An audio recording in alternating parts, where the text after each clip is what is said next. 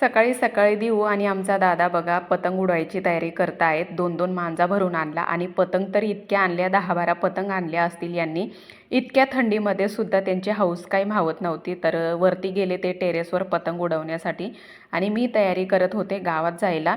तर मी आणि दीदी चाललो होतो गावात. गावात याच्यासाठी चाललो की आमच्या कॉलनीमध्ये वास्तुशांतीची पूजा होती, तेव्हा रविवार होता आणि आम्ही नेमके गावाला गेलो होतो, म्हणून आम्हाला काही जाणं झालं नव्हतं. तर म्हटलं चला आता वेळात वेळ काढून त्यांचं घर बघून येऊया, म्हणून त्यांच्यासाठी भेटवस्तू घेण्यासाठी आम्ही बाहेर पडलो.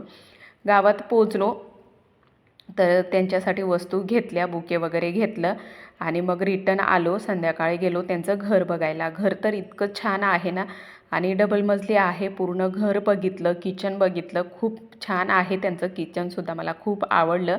आणि त्याच्यानंतर मग त्यांचा सत्कार केला, हळदी कुंकू केला, 2-3 फोटो काढले, असा गेला आजचा